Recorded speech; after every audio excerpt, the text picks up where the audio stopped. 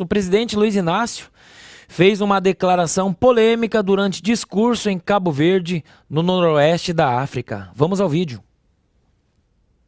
E nós temos uma profunda gratidão ao continente africano por tudo que foi produzido durante 350 anos de escravidão no nosso país. É exatamente isso, né, que a Eduarda falou. Não importa o que é dito, importa quem diz. Não é? Essa defesa de minorias, não é? Sejam negros, sejam homossexuais, sejam mulheres, né? Todo esse discurso de defesa de direitos de minorias, ele tem como base aquilo que aquele importante político, né, americano, na verdade ele era um ideólogo, né, um teórico da esquerda, que era o Saul Alinsky. Ele dizia, né, "The issue is never the issue. The issue is the revolution." A questão nunca é a questão, né? A questão é apenas um pretexto. O que importa realmente é a revolução aí no sentido de o que importa é a tomada do poder, né? E aí não necessariamente por meios revolucionários, né? Então você faz o discurso para tomar o poder, né? Se você já está no poder e tem um discurso que contraria, que você pode fazer a defesa do direito dos homossexuais para chegar ao poder, né? Mas se você ou se os seus companheiros de esquerda já chegaram ao poder em Cuba, por exemplo, né, e chegando ao poder colocaram homossexuais em campos de concentração, você não vai criticá-los, porque o que realmente te preocupava não eram os direitos dos homossexuais, né? Era que os seus companheiros comunistas chegassem ao poder, e lá eles já chegaram. Então não faria sentido criticá-los, né?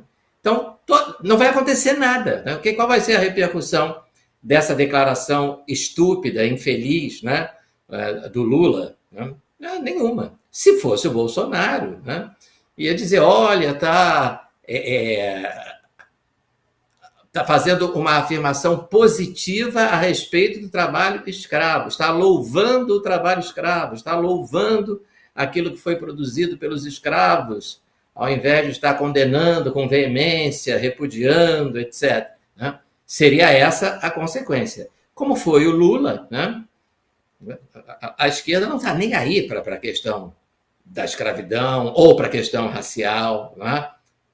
O que importa à esquerda é chegar ao poder, né? E, nesse caso, no Brasil, eles estão novamente no poder. Então, não há razão pela qual se fazer qualquer tipo de crítica para eles, né? Do ponto de vista estratégico. Nós vamos todos nos fazer de mortos, né? Porque não vamos criticar o nosso companheiro, nosso líder, né? Nosso grande estadista e ex-presidiário, Luiz Inácio Lula da Silva, porque estamos jogando contra o patrimônio, né? Então vamos nos fazer de mortos e vamos aguardar, né, que alguém do campo do Bolsonaro, né, faça uma declaração parecida. Aí a gente vai com tudo para cima. É assim que funciona, na base da hipocrisia, do cinismo, né? O que realmente importa, como diz o Saul Alinsky, não é a questão, é tomar o poder. Obrigado, professor Marcelo. Eu quero, antes de passar o comentário ao Adriles Jorge, eu quero pedir para você que está aí do outro lado, nos assistindo, se inscreva no nosso canal. Eu vi muita gente que comentou no Superchat, ou comentou no nosso chat, falou que não estava conseguindo se inscrever, ou que foi olhar ali e não estava inscrito. Eu assisti o Braddock já umas 10 vezes, mas fui ver, eu não tinha feito minha inscrição. Então peço aí, confere aí, gente. É de graça, você nos ajuda. E também deixa o seu like lá. Mais de 1.100 pessoas assistindo e com 644 likes. Como diz o Leonardo, cadê você? E ative o badalo das notificações também para ficar por dentro, viu? Todos os dias, na hora que a gente começar o nosso programa, você vai receber uma notificação no seu celular, na sua TV, no seu computador, e o Adriles vai dar um grito no seu ouvido e falar, cheguei! Vai lá, Adriles, é com você o comentário, Adriles. Veja bem, os meus colegas aqui já explicitaram as consequências do que é exatamente o aparelhamento de uma esquerda que entra no judiciário, entra nas universidades, entra na grande mídia, e aí não há nenhum tipo de reverberação para um comentário completamente espúrio como esse do Lula. Eu só discordo de um ponto do Eduardo, que é o seguinte: o Bolsonaro dizia certas basófias, dizia certas barbaridades, sim, mas eram basófias do ponto de vista de piada, de gracejo, de tosquice, quando ele falava que um cara que estava vivendo ali num quilombo pesava 3 toneladas, que não fazia nada, era preguiçoso. Ele não estava justificando a escravidão. O Lula está justificando a escravidão. Eu acho, vou ser bastante franco aqui, vamos ser bastante, o Lula tá meio senil. É engraçado como a história brasileira está repetindo a americana, né? O Lula tá senil igual o Biden. Só que ele alterna momentos de senilidade, que ele não sabe o que ele está dizendo, que ele não tem mais domínio do discurso, ele confunde as coisas, confunde os verbos. Nem estou condenando por causa dessa frase abominável, mas eu acho que ele falou mal. É lógico que o Lula não ia fazer um elogio a 350 anos de escravidão. Nem o político mais imbecil, mais torpe poderia fazer um elogio desse. Entendeu? Até o cara seria hipócrita o suficiente para esconder o que ele pensa. Ele sabe que ia ser uma reverberação ruim, mas ele não está ligando. Agora, quando ele diz, por exemplo, que a democracia da Venezuela é relativa, o Bolsonaro nunca disse isso. O Bolsonaro nunca disse que a democracia é relativa. O Bolsonaro nunca disse que ia rasgar a Constituição. O Bolsonaro nunca elogiou de maneira peremptória. Sim, ele já fez alguns acenos aos ditadores de direita lá no passado, mas ele nunca fez um elogio e trouxe um ditador sanguinário aqui no país para dizer que esse ditador sanguinário está fazendo muita democracia porque tem muita votação nos países, como ele fez na Venezuela. O Bolsonaro nunca disse que é contra os valores da família, do cristianismo, da religião, dos costumes, do patriotismo. Ele nunca disse algo que fosse, que ferisse os princípios morais e éticos basilares da democracia brasileira e do povo brasileiro, que é essencialmente cristão e conservador e essencialmente patriota na sua maioria. Então o Lula alterna, às vezes inteligentemente, alguma coisa, como quando ele fala que tem 700 milhões de mortos de Covid, que vai fazer 186 milhões de casas. Eu acho que às vezes ele alterna uma coisa meio gagá, ele joga um número, uma basófia, assim, para que as pessoas peguem. Pessoas que eu estou dizendo também, jornalistas, juízes, influenciadores, que eventualmente não os desmentem, não o crucificam como crucificariam o Bolsonaro, que falou coisas muito menos terríveis que o Lula, e o Lula fala, ele fala essas coisas por uma potencial demência e também por uma potencial reverberação de uma demência coletiva que engloba e acolhe a demência dele. O que eu estou querendo dizer? Quando ele diz que a Venezuela é uma democracia relativa, quando ele diz que ele é contra os valores conservadores de família, religião, liberdade, de pátria, a maioria das pessoas que são influenciadores de esquerda concordam com ele.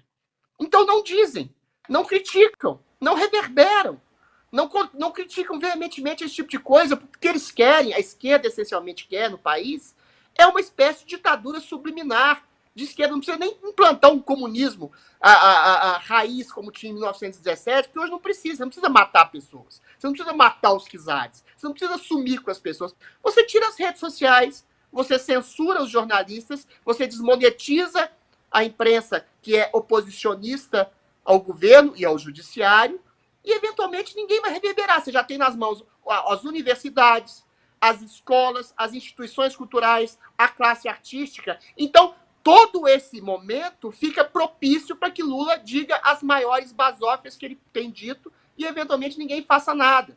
Ou seja, a causa realmente é a esquerda do poder e a esquerda das instituições. A consequência é que Lula pode dizer o que ele bem entender, porque as pessoas vão passar pano, as pessoas que estão dentro dessas instituições. É isso. Obrigado, Adriles. E Paulo Souza, com você. Estamos sem seu áudio, pô. Vai lá. Toda vez. Sempre. Voltei. Achei interessante as colocações de Eduarda sobre as frases, né? Ela fez um compilado das frases mal colocadas, né? As gafes do Lula. E eu adoro quando tem aqueles videozinhos que de vez em quando viraliza alguém na Paulista ou em alguma avenida específica e vai indagar aqueles... geralmente são locais onde é fácil de encontrar prováveis eleitores do Lula, né? Deve ser os arredores de universidades federais, onde a gente vê um desfile das figuras mais inusitadas, né? Você poderia imaginar, só você vai na Paulista no domingo, você vai ver umas coisas bem inusitadas por lá. Eu acho engraçado quando tem quando as pessoas abordam esses prováveis eleitores do Lula, que você já vê até numa espécie de estereótipo, né? E você questiona eles sobre frases que o Bolsonaro teria dito, e hoje com a inteligência artificial dá para colocar frases que o Lula falou como se fosse o Bolsonaro dizendo, né? Eu vi uma recente, acho que eu vi hoje mesmo, uma falando assim: eu agradeço o coronavírus, esse vírus que chegou aqui para a gente. Eu não lembro, foi uma frase que o Lula disse há algum tempo, onde ele agradecia a natureza, ele agradecia a natureza pelo coronavírus, né? Da pessoa botou só essa frase: eu agradeço a natureza pelo coronavírus. Aí botou, a inteligência artificial botou na voz do Bolsonaro. Eu adoro quando eles fazem isso, porque a pessoa tem pela primeira vez a capacidade de realmente emitir uma opinião sincera, ou pelo menos destilar uma opinião cheia de ódio pelo Bolsonaro com relação àquela frase específica, e a cara que a pessoa fica de decepção, né, quando ela descobre que aquela frase, na verdade, foi dita pelo Lula, não tem preço, né, que esses vídeos são impagáveis.